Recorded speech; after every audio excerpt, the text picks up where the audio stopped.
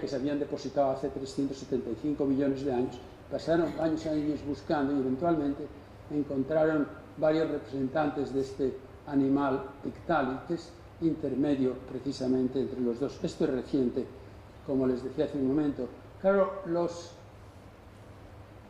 eslabones perdidos que le preocupaban más a las gentes de entonces y preocupan hoy día son los eslabones intermedios entre los monos y los humanos, entre los monos antropoides y los humanos. Si descendemos de un mono antropoide, ¿dónde están los intermedios entre monos antropoides y humanos? Darwin se muere sin que se conozca ninguno de ellos, pero 7 años después de su muerte se descubre lo que ahora se llama Homo erectus, que está representado aquí. Un médico holandés trabajando en lo que hoy es Indonesia descubre unos restos fósiles que tienen un cerebro pequeño, un animal que parece como un mono o un humano, pero tiene un cerebro pequeño, pero él, como conoce bien la anatomía, como médico que es, sabe que es un animal bípedo, que tiene postura erguida. Entonces lo llama originalmente Pithecanthropus erectus. Pithecanthropus es mono, hombre, erguido. Hoy se le llama Homo erectus, es otro nombre. Hoy día hay miles y miles de intermedios entre los monos antropoides, nuestros antepasados que se separan primero del linaje que va a los chimpancés, que son nuestros parientes más cercanos, se separan hace entre 7 y 8 millones de años. Y a partir de entonces tenemos miles de fósiles que muestran la evolución gradual hasta llegar a los humanos modernos. Hay no solo estas especies que he representado aquí simbólicamente, sino muchas más que no se pueden presentar en una diapositiva pequeña, incluyendo Homo antecessor de Atapuerca y otros. Homo antecessor se le incluye en Homo erectus en sentido amplio como una de las categorías de Homo erectus. Entonces, sí tenemos intermedios entre antropoides y humanos, y además sabemos que ha ocurrido como la teoría de la selección natural predice, que es que unas cosas han cambiado en un momento y otras en otro. Por ejemplo, esta es la famosa Lucy, un esqueleto de un solo individuo. El 40% de un solo individuo se descubre hace exactamente 35 años, y cuando se descubre este esqueleto tiene un impacto enorme. Primero, dos partes de un solo individuo se habían descubierto. Segundo, porque es completamente claro, y ahora trataré de convencerles de ello, de que a pesar de tener un cerebro pequeño, Lucy no se recobró el cerebro, el cráneo, pero se recobra de otros individuos de la misma especie, y aquí tienen la cadera. La cuestión es, o el punto que quiero indicar, es que tiene todavía un cráneo pequeño, del tamaño de un chimpancé, con una capacidad de un cerebro de 300 gramos, el nuestro es 1.300 a 1.400 gramos, y sin embargo ya tiene una postura bípeda, y sin ser anatomista se puede ver que Lucy tenía una postura erguida comparando la cadera. Esto es una reconstrucción aumentada de tamaño, porque Lucy era un animal, como veremos en un momento, de un organismo de algo como 1 metro de altura o algo así, pero yo le he aumentado aquí para poder comparar la configuración de la cadena de Lucy con la de un humano moderno y con la de un gorila. Es evidente que con una cadera como la de Lucy, una pelvis como la de Lucy, no se puede caminar como caminan los chimpancés y los gorilas, apoyándose en los nudillos. Para eso se necesita una cadera más larga. Como les decía, ahora tenemos miles de fósiles y docenas de especies intermedias que han existido entre los 7 a 8 millones de años de que se separa el linaje humano del de los chimpancés hasta el momento actual. El descubrimiento de Lucy tuvo un impacto enorme en varios sentidos. Uno de ellos es que estimuló a los gobiernos y a las fundaciones y demás a invertir más dinero en la búsqueda de fósiles humanos. Y esto es lo que ha llevado a esta gran riqueza que tenemos hoy de fósiles.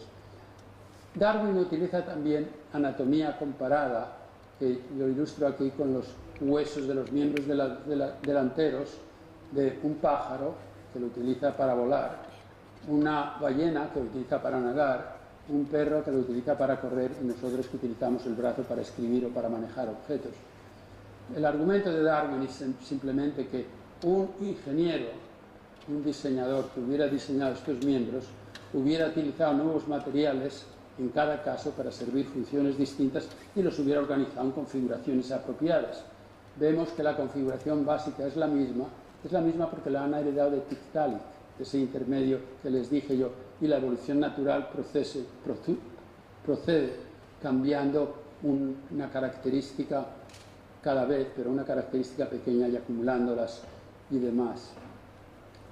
La evidencia más importante sobre la evolución y lo que nos ha llevado a entender mejor la evolución ha ocurrido en los últimos 50 años, con el descubrimiento de la biología molecular y lo que ahora se llama la evolución molecular.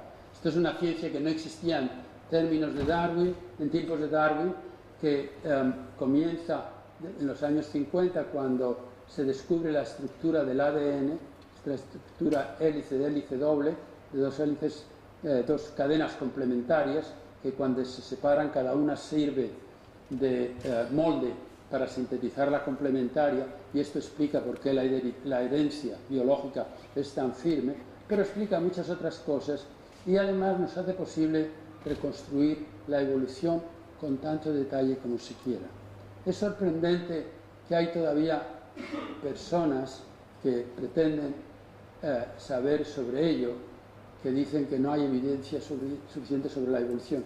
Hoy día yo hago una afirmación que sorprende a mucha gente, como les decía, y es que la relación histórica, evolutiva, entre cualquiera especies vivientes se puede reconstruir con tanto detalle como se quiera. Usted menciona las especies, se puede reconstruir con todo el detalle que se quiera. Lo único que hay que hacer es invertir dinero y tiempo, pero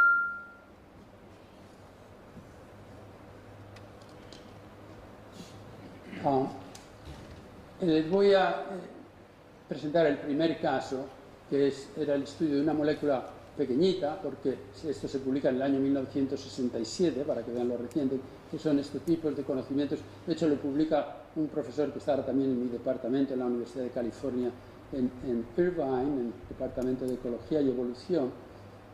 En esos años no se podía estudiar directamente el ADN, había que estudiarlo a través de las proteínas que se codifican, y él selecciona una molécula pequeña, citocroma C, y entonces la manera de estudiarla, reconstruir la evolución con estas moléculas es que se tiene la secuencia de las letras aquí escrita en las letras de las proteínas, que son aminoácidos, hay 20 letras diferentes.